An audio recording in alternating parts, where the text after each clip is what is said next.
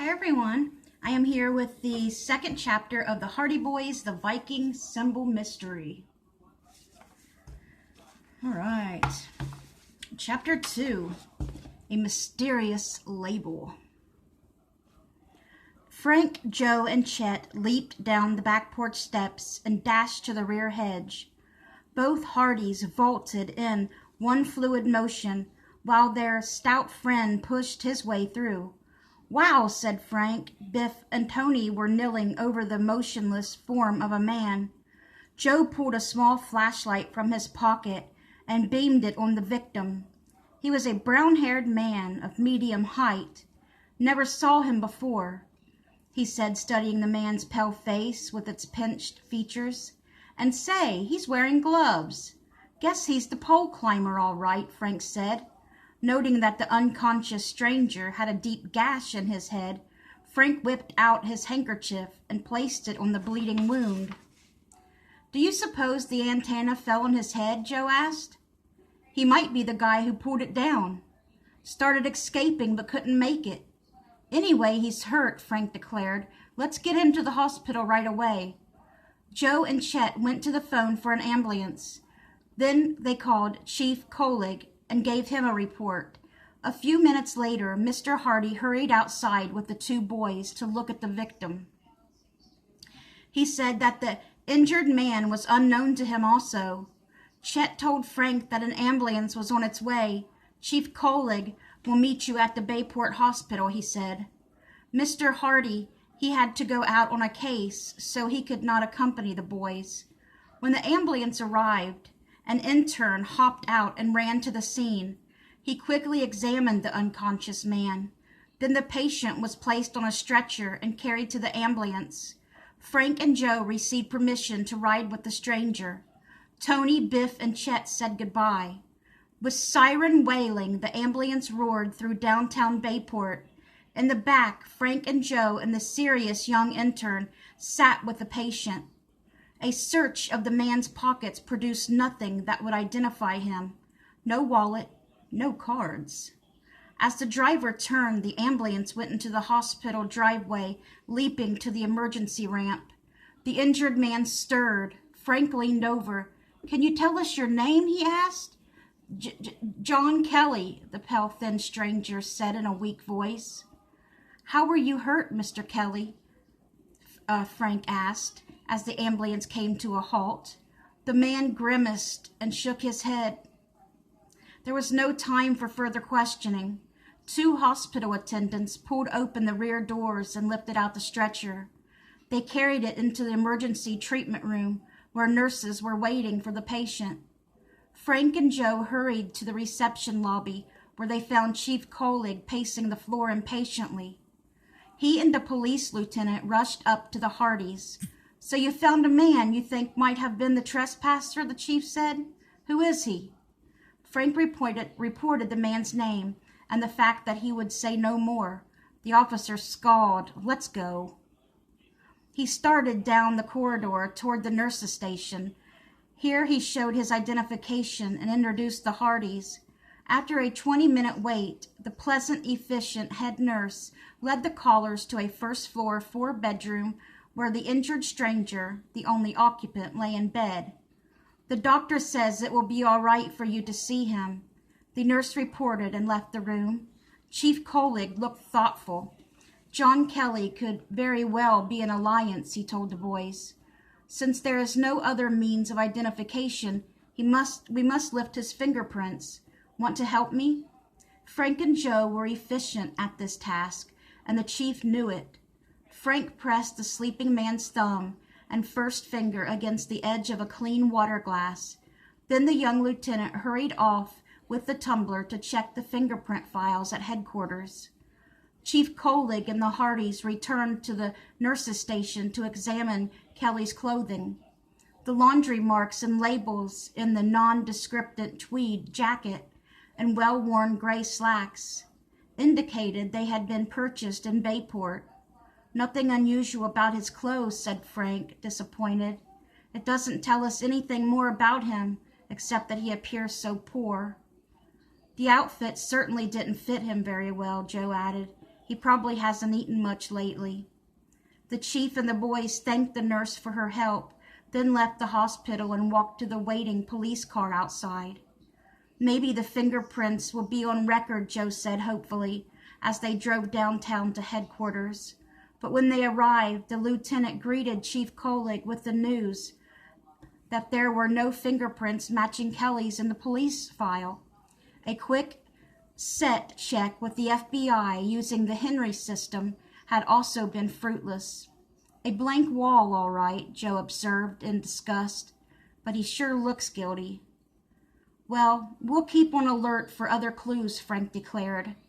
Chief Kolig promised that he in turn would circulate a description of Kelly and let the boys know if he learned anything. They said goodbye and were driven home by a patrolman. The brothers found their petite, pretty mother and their Aunt Gertrude waiting for them in the living room. The women looked worried. I hate to see you two get mixed up in another dangerous mystery, and your father is still out on his case, Mrs. Hardy sighed. Yes, sniffed Aunt Gertrude. I just know you'll be hurt one of these days. Frank and Joe both gave the women a hug, and Joe said, We're still alive and able to eat. He grinned and added, You know we can take care of ourselves. It was true. The boys had been involved in many risky adventures since their first case, the Tower treasure. Recently, they had challenged a ruthless band of hijackers while tracking down the clue of the screeching owl. Despite the women's concern for the boys' safety, they obviously were interested as the brothers told of their visit to the hospital. They, too, thought it was significant that there was nothing on the injured man giving an address. When Frank mentioned that the man's worn clothing did not fit him, Aunt Gertrude looked thoughtful. There was a man at our guild cell today who bought some used clothing, she exclaimed.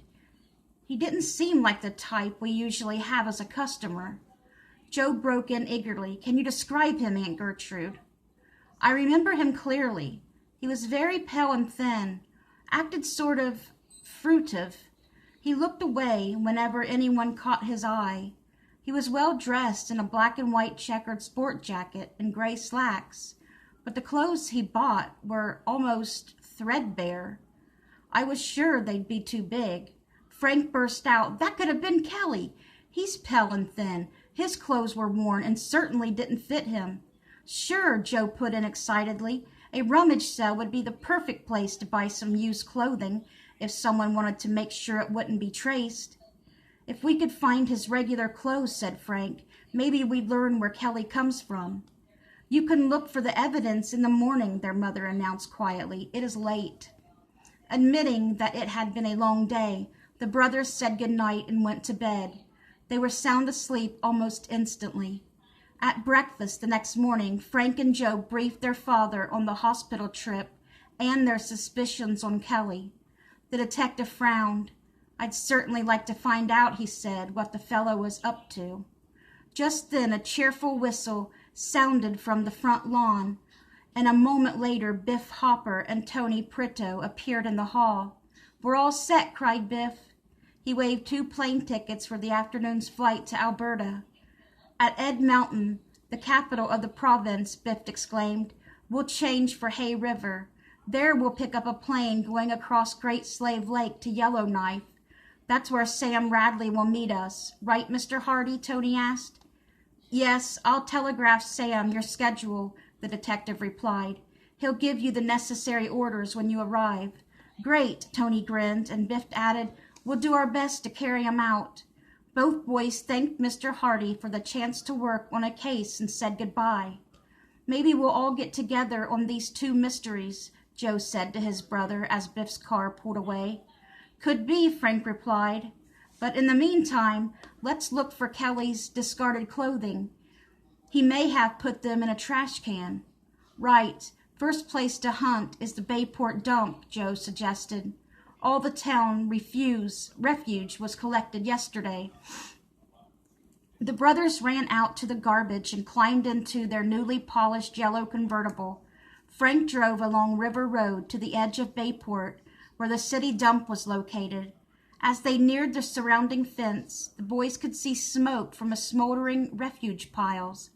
The Hardy boys stopped at the main gate, and Joe asked the seated attendant, who was reading a newspaper, where the trash collected the previous day had been dumped.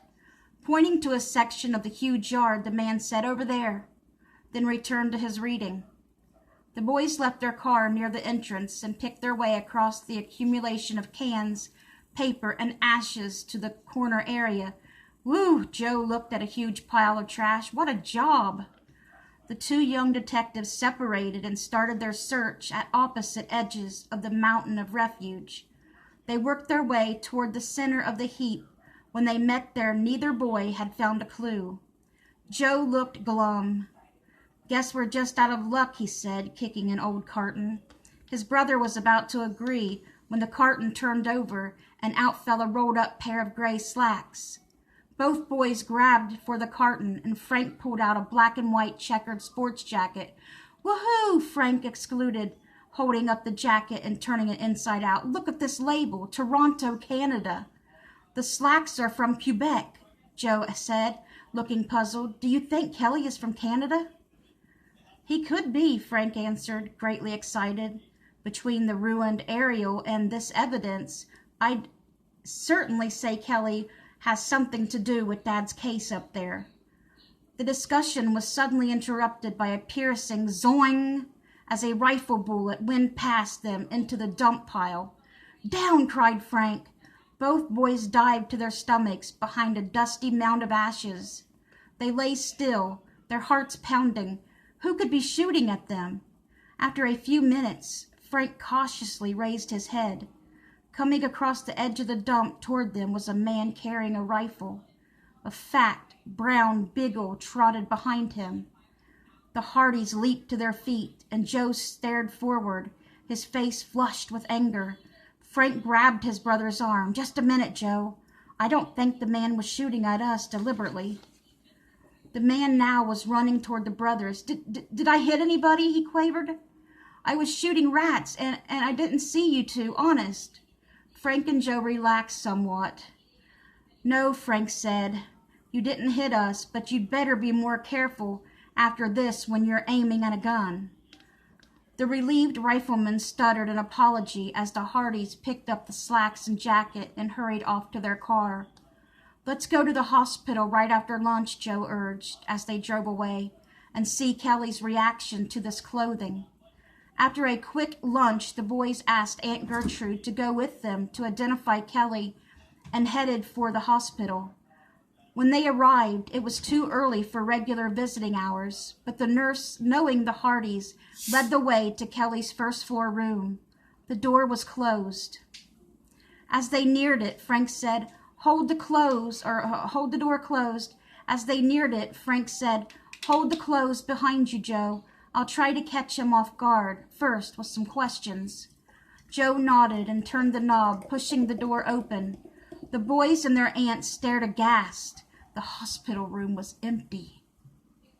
The nurse wheeled and hurried down the hall to get help. Frank pointed wordlessly to the open window, and the brothers darted toward it. "There goes Kelly with someone," explained Frank. He pointed to a thin man in a long overcoat, pulled-down hat, and loafers, hurrying across the lawn with a red-haired companion. They were heading toward a waiting green car. Kelly opened a door, and both men quickly got in. "Come on, Joe, we must catch them," Frank urged as he swung himself out the window. And that was chapter 2. All right, guys, come back tomorrow, God willing, tomorrow, and we'll read chapter 3, which will be Ruined Stone Curse. Bye, guys.